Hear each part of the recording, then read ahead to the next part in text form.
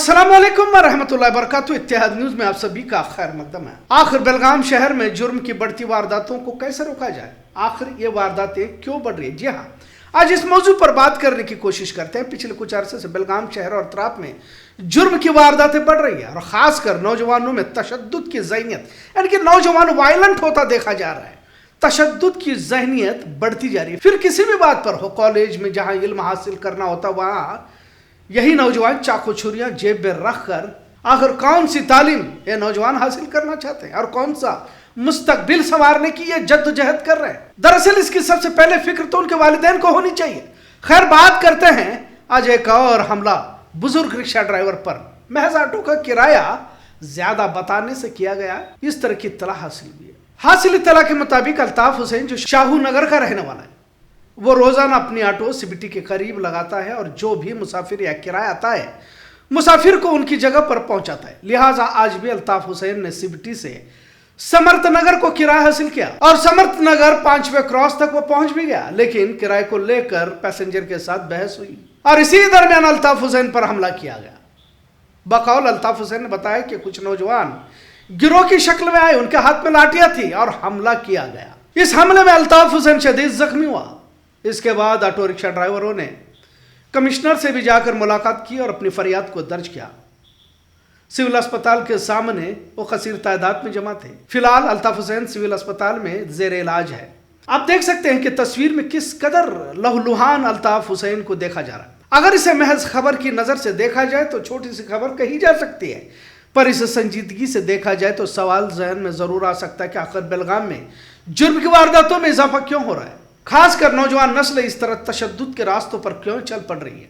आज इस हमले के मद्देनजर बेलगाम शहर के हालात के साथ ऑटो ड्राइवर की जिंदगी पर भी एक नजर डालने की कोशिश करते हैं, क्योंकि जब कुछ नौजवान इस तरह तशद्दुद के रास्ते पर चलते हैं तो इनके पीछे किसी संगठन का हाथ होता है, किसी लीडर का होता है। आज की इस बात पर तबसरा करने से पहले यह भी बताना जरूरी समझूंगा कि ऑटो रिक्शा वालों की हिमायत में ये आज का मौजू नहीं, बल्कि कोई भी फर्द हो सुबह घर से इसलिए नहीं निकलता कि वो कुछ सैर तफरी करूं, जबकि किस तरह बारिश आजकल बेलगाम शहर और अतराफ में बरस रही है।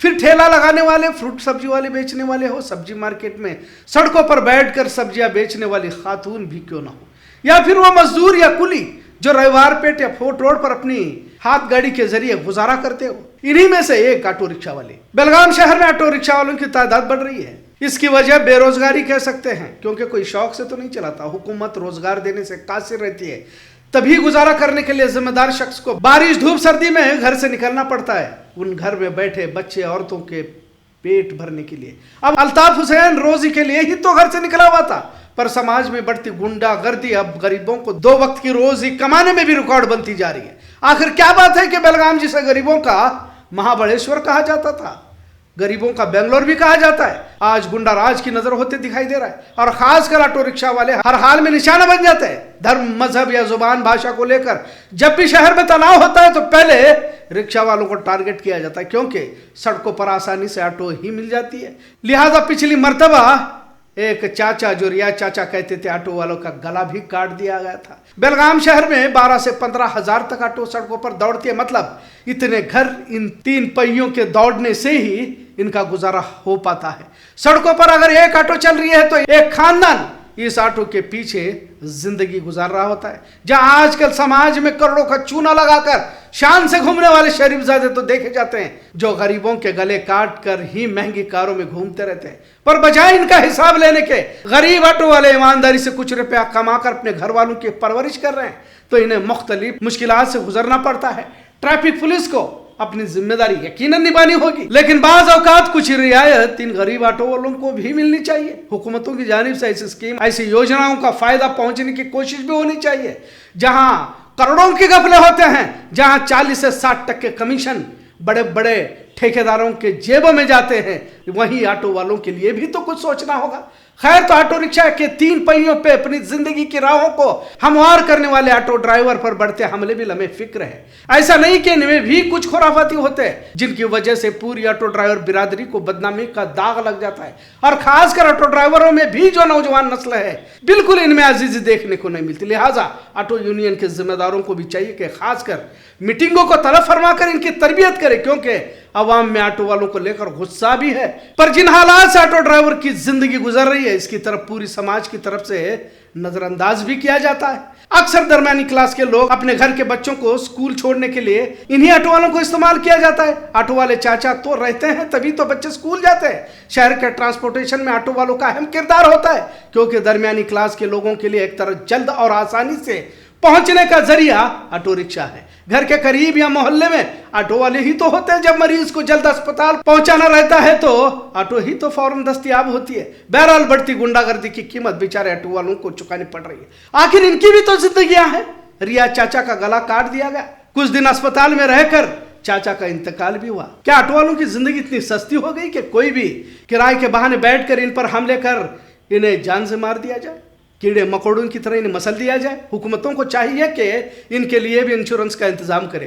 पुलिस भी ऑटो वालों को हिरासा करने के बजाय इनके दोस्त बनकर इनकी मुश्किलों को हल करे।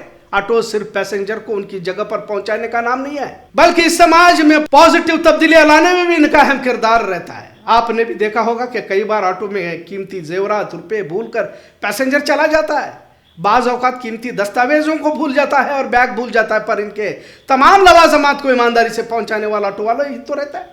यकीनन जो मुकाम ऑटो वालों को मिलना चाहिए नहीं मिल रहा।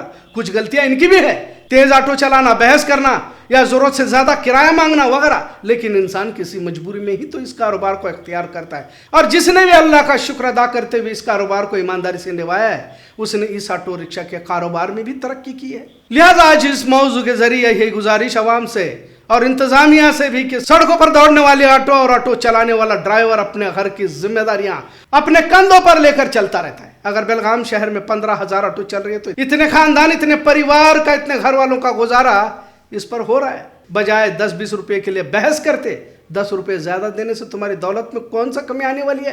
क्योंकि यही ऑटो वाला वो 10 रुपए अपने बीवी बच्चों पर खर्च करता है, जिसका अजर यकीनन तुम्हारे ही तो नाम अमाल में लिखा जाएगा। कुछ लोगों को आज का तबसरा ठीक ना लगे, लेकिन इत्तेहाद न्यूज हमेशा से ही मजलूम और गरीबों के हक में आवाज उठाता रहा है, और उम्मीद करते हैं कि ऑटो वालों पर हो रहे हमले जल्द से जल्द बंद हो और बेलगाम शहर में जो जुर्म का ग्राफ बढ़ता जा रहा है उसे कहीं तो हम सबको मिलकर रोकना होगा, और ऑटो वालों को भी इस समाज में उनका मुकाम हासिल होना चाहिए। साथ में ये भी हिदायत कि उन ऑटो वालों को कि लोगों से अजीजी और हमदर्दी से पेश आए। हम सभी की जिम्मेदारी है कि सड़कों पर सब्जी बेचने वाले, ठेले वाले, मजदूरी कुली करने वालों के साथ बजाय बहस करने से मोहब्बत से, हुस्न सलूक से पेश आए, क्योंकि उस जगह पर वो बैठा है तो कोई मजबूरी है, और अल्लाह उन पर रहम करता है जो जमीन वालों पर रहम करते हैं। इतना जरूर। आज का मौजू कैसा लगा इस पर जरूर कमेंट करें। इत्तेहाद न्यूज़ देखने के लिए शुक्रिया। अल्लाह हाफिज। आज हमारे 12 या 12:30 के बीच में आज एक ऑटो ड्राइवर को सम्मत नगर के पास मारा गया है, और वो ऑटो ड्राइवर एकदम बुजुर्ग है, और उनको थोड़ा आगे छोड़ना या पीछे छोड़ना इसके बारे में आज उनको 10 से 15 लोग मिलकर मारे हैं।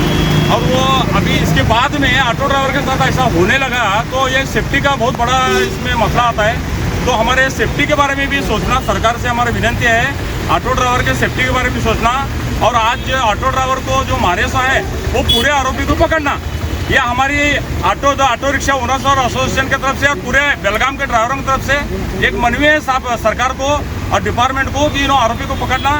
और उसके आगे सरकार से हमारी विनती है कि एक रिक्शा ड्राइवर का जब वो भाड़ा मारने के लिए बाहर जा रहा है अपना घर बार सब छोड़ के उनका घर पेट पालने के लिए, तो उसका सेफ्टी के बारे में भी सरकार थोड़ा अपना ध्यान देना, हमारी मांगनी इतनी है।